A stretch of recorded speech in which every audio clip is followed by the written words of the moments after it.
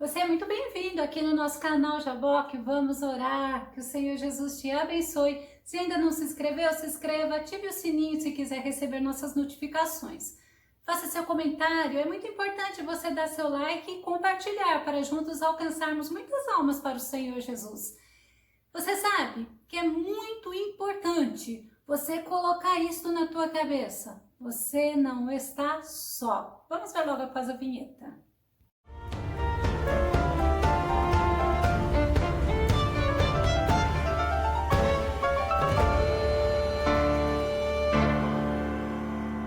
Como é bom nós sabermos, como é bom nós termos isso inculcado dentro de nós, que o Senhor ele está sempre conosco, que os olhos do Senhor estão nos vendo sempre. Vamos ao tema de hoje?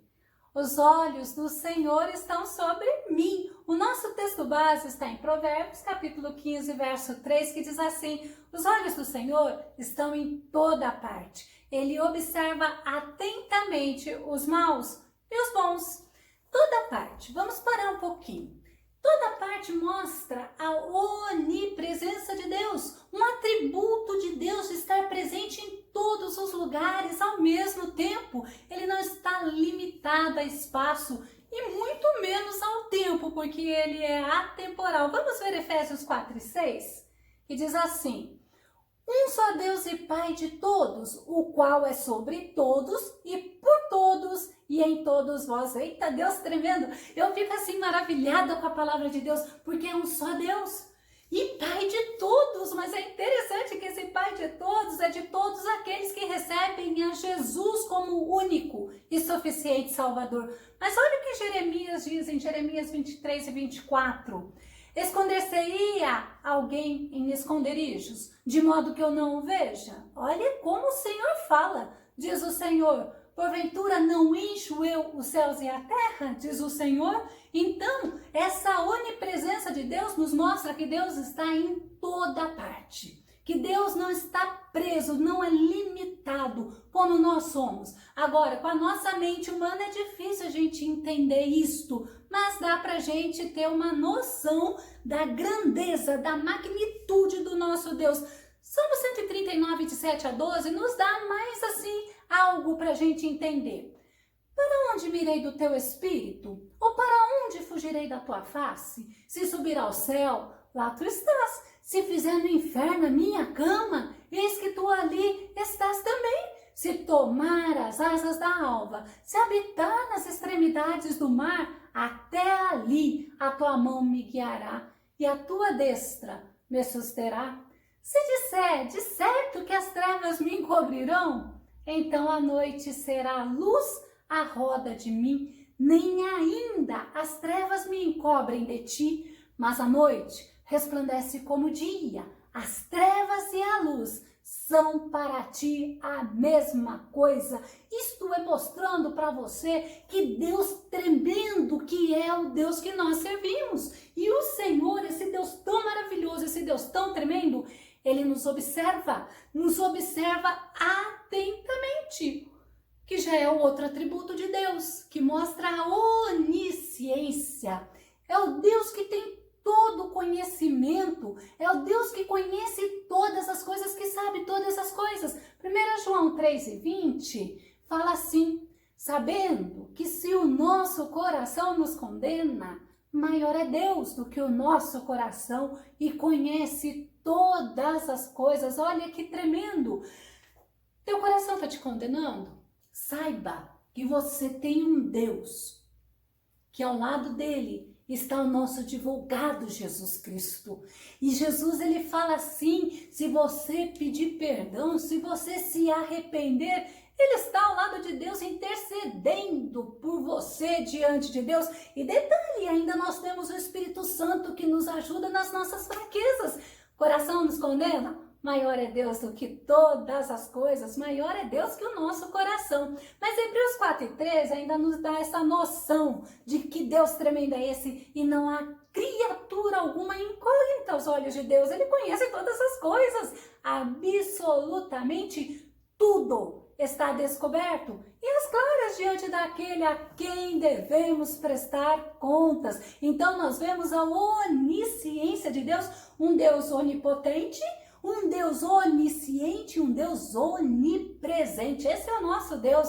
Mas vamos ver algumas situações aonde Deus mostra os atributos dele, aonde Deus mostra ele observando e entrando com providência. Vamos começar com Agar.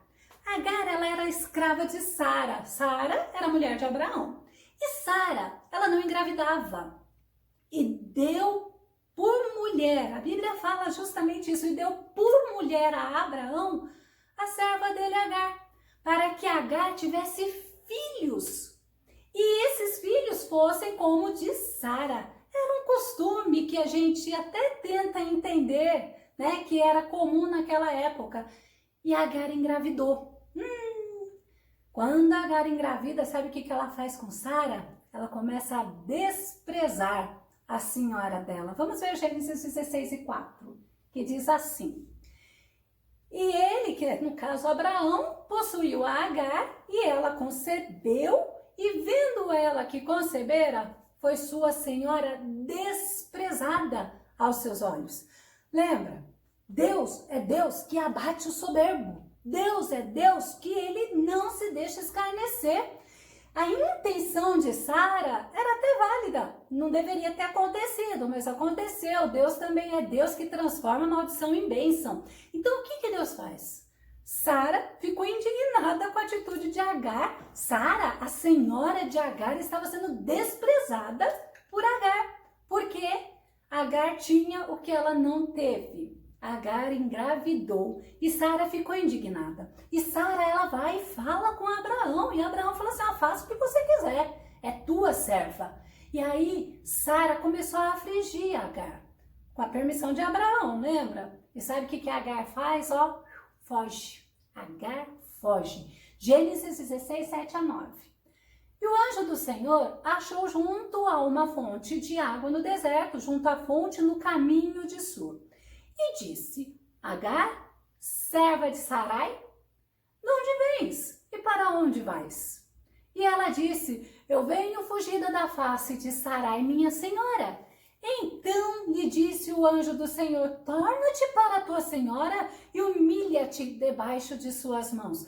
Olha como Deus, ele é tremendo. Agar fez certo? Não, Agar fez errado. Mas aí o Senhor vai ao encontro dela e fala assim: Agar, você é serva de Sarai. Da onde você está vindo? Você acha que ele não sabia? Sabia. Deus sabe todas as coisas. Mas lembra que Deus é Deus de relacionamento? Que Deus é Deus que quer ouvir? Deus é Deus que ele sabe. Imagina se Agar, ela mentisse, né? É por isso que nós temos que aprender sempre a falarmos a verdade e não termos vergonha da verdade. E aí ela faz justamente isso. Mas antes dela sair e lá se humilhar perante Sara, Deus fala com ela. Deus faz uma promessa a ela. Olha que tremendo, que Deus maravilhoso é o Deus que nós servimos. Gênesis 16:10-11. Disse-lhe mais o anjo do Senhor: multiplicarei sobremaneira a tua descendência, que não será contada, por numerosa que será.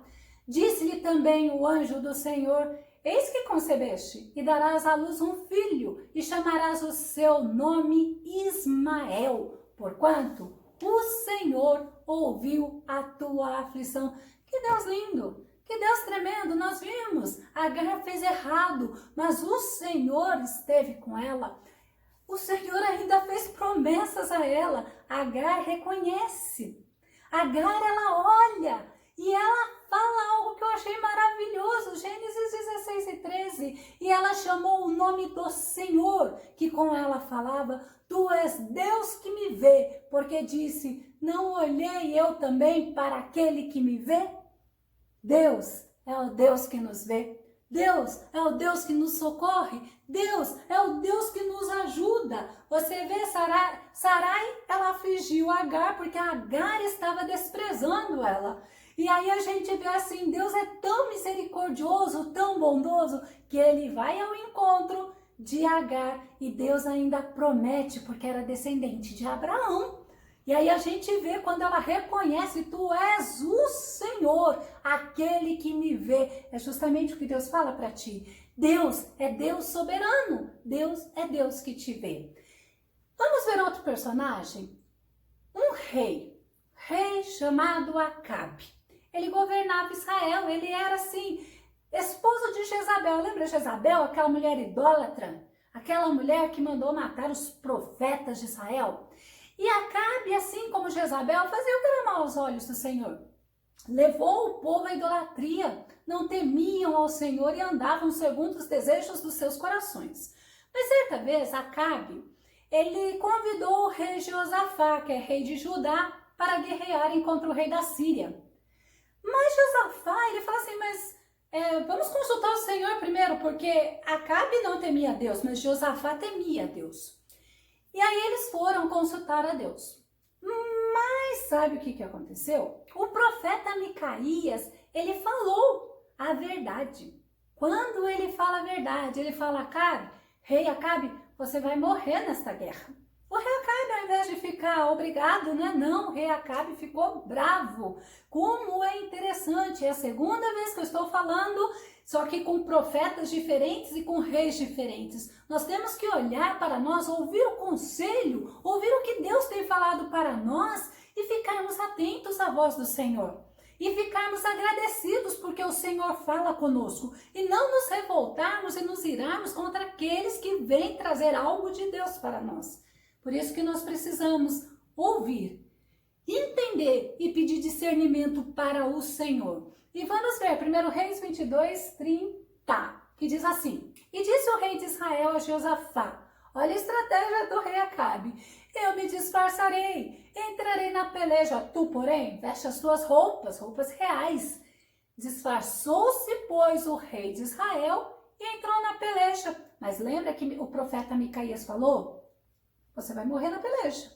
O rei Acabe, ele achou que por ele estar disfarçado, que nada iria acontecer. Ele esqueceu que Deus é o Deus que nos vê. E o rei da Síria, ele tinha dado ordem aos capitães lá do exército que a peleja era somente contra Acabe, contra mais ninguém, nem pequeno e nem grande. Quando esses homens, eles perseguiram o carro que eles acharam que era do rei de Israel, eles chegaram perto e viram que não era o rei Acabe. Eles olharam para o rei Josafá. Olha o que Josafá fez. 1 Reis 22, 32 e 33. Eu acho que naquele momento o rei Josafá lembrou do que Deus falou para Acabe e ele estava junto. Olha o que ele fez. Sucedeu o quê? Vendo os capitães dos carros a Josafá, disseram eles, certamente este é o rei de Israel, e chegaram-se a ele para pelejar com ele. Porém, Josafá gritou. E sucedeu que, vendo os capitães dos carros que ele não era o rei de Israel, deixaram de segui-lo, pois havia uma ordem dada.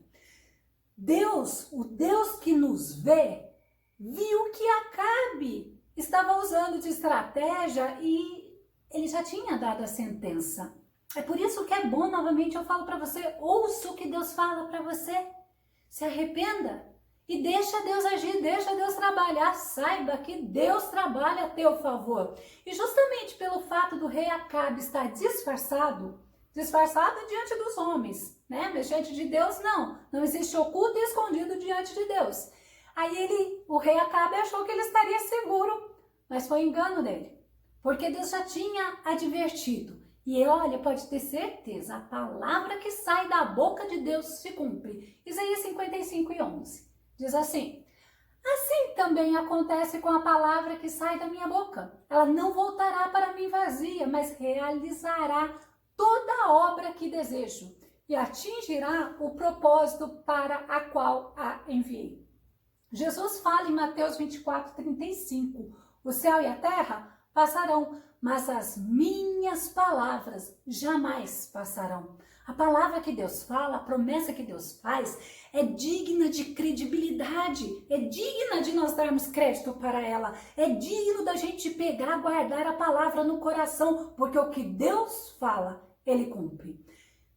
E aconteceu justamente o que Deus havia advertido o rei Acabe pela boca do profeta Micaías, 1 Reis 22:34.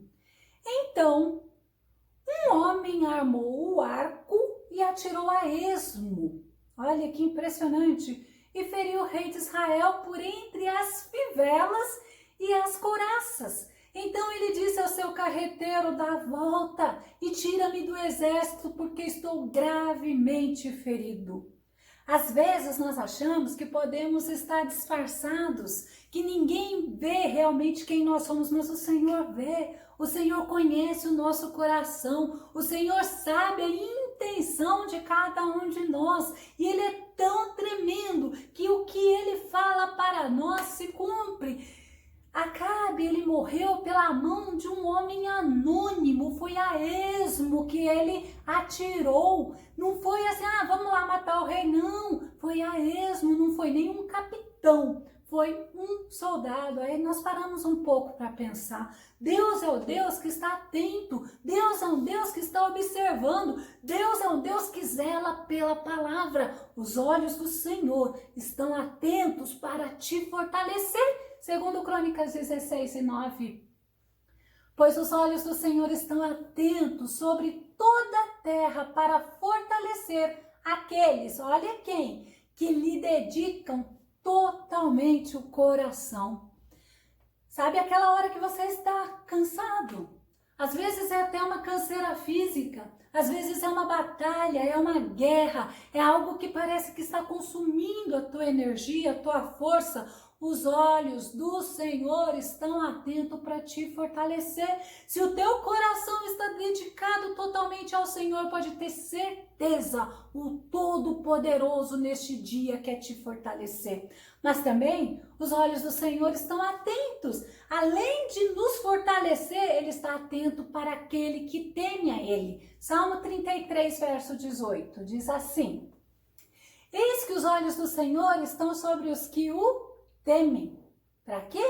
Sobre os que firmam toda a esperança em suas misericórdias. Como é bom temer ao Senhor, como é bom entender que é do Senhor que vem a vitória, como é bom entender que é o Senhor que nos fortalece, como é bom entender que o choro pode durar uma noite. Essa noite aparentemente pode até ser longa, mas a palavra do Senhor diz: a alegria, ela virá ao amanhecer. É quando a gente entende que o Senhor é o que nos fortalece, que o Senhor é o que nos dá esperança, que o Senhor é o que olha para nós com misericórdia. Os olhos do Senhor estão atentos, sabe também para quê? Para se revelar poderoso. Eu fico imaginando o meu Jesus maravilhoso, poderoso, batalhando as guerras contra mim. Segundo Crônicas 16:9, olha que palavra tremenda. Afinal, quanto ao Senhor, os seus olhos contemplam toda a terra para revelar-se poderoso para com aqueles cujo coração é plenamente dele. Nisto consiste como um louco, um insensato, por isso desde agora terás que enfrentar muitas batalhas, falando, sobre o rei do estudo anterior, sobre o rei Asa.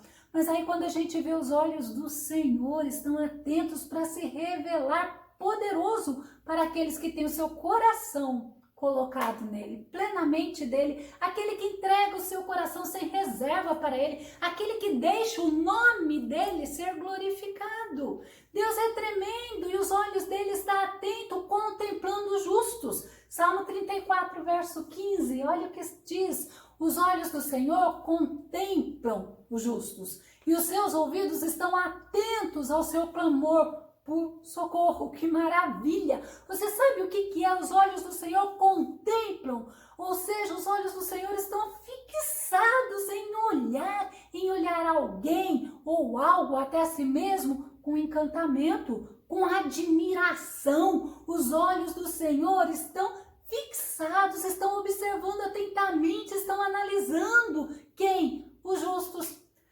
Aí você fala assim, mas eu não sou justo. Mas a Bíblia nos mostra que nós somos justificados em Deus através da fé no sangue de Jesus que foi derramado lá na cruz do Calvário. Romanos 3, verso 24 a 26 fala assim: sendo justificados gratuitamente pela sua graça, pela redenção que há em Cristo Jesus. Olha, quem que nos torna justo? É Deus que nos declara justo por causa do sangue de Jesus. Ainda fala assim, olha, o qual Deus propôs para a propiciação pela fé no seu sangue, para demonstrar a sua justiça pela remissão dos pecados. Eita, Deus tremendo dos pecados antes cometidos, sob a paciência de Deus. Sabe qual é o problema do ser humano? É que o ser humano quer que Deus haja no momento do ser humano, mas Deus ele age no momento dele, para Deus demonstrar a justiça dele no tempo presente, para que o homem, seja declarado justo por aquele que justificou. Mas sabe quem que ele justifica? Quem se torna justo? Aquele que tem fé em Jesus. Vamos começar a concluir. Os olhos do Senhor observa eu, observa você, observa as nossas atitudes, observa o nosso comportamento, observa a minha fé, observa a tua fé. Jeremias 32:19 fala assim: teus propósitos são altíssimos e tuas realizações são poderosas. Esse é o propósito altíssimo de Deus, é a realização poderosa de Deus. E fala assim, teus olhos observam todo o comportamento dos seres humanos, a fim, olha que tremendo, de retribuires a cada um segundo a sua atitude, segundo merecem os seus atos. A gente para um pouco para pensar, Senhor, nós sabemos que nós não merecíamos nem a salvação, que é pela graça, pela fé, no sacrifício do teu Filho Jesus. É o Senhor que nos justifica, não é por nosso merecimento.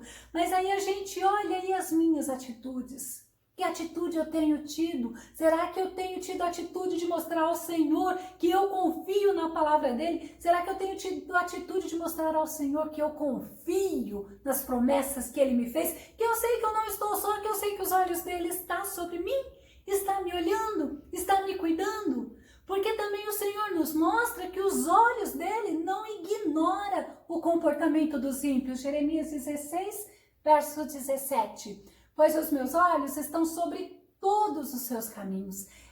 Eles não estão escondidos de mim, glória a Deus. Nem a sua maldade está encoberta aos meus olhos. O Senhor, ele não desvia, o ímpio, deixa ele. O Senhor é misericordioso, ele é compassivo, ele é longânimo.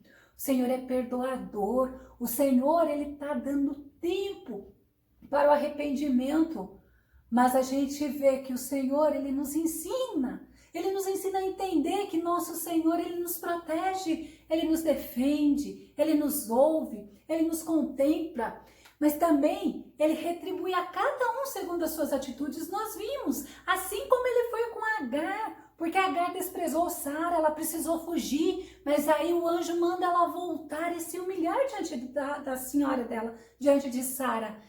E Agar foi recompensada por Deus. Assim como nós vimos a história do rei Acabe, ele pôde se disfarçar? Pôde, mas ele não enganou. Sabe por quê? Porque ele não deu crédito à palavra que Deus havia mandado para ele. E isso foi a perdição dele, porque ele morreu naquela batalha. Provérbios 5:21 diz assim: porque os caminhos do homem estão perante os olhos do Senhor, e ele, o Senhor, considera todas as suas veredas. Nós precisamos entender isso. Nós precisamos entender, como eu comecei bem no comecinho, nós não estamos só, você não está só. Sempre nós estamos com os olhos do Senhor sobre nós, nos guiando, mostrando que ele está cuidando de nós, mostrando que ele está nos conduzindo, que você possa entender que você não está só. Tá difícil, mas o Senhor te sustenta. Que o Senhor Jesus te abençoe, que o Senhor te ajude a entender que os olhos dele estão sobre você. Glória a Deus. Até o nosso próximo estudo aqui no nosso canal Jaboque. Vamos orar. Fique com Deus.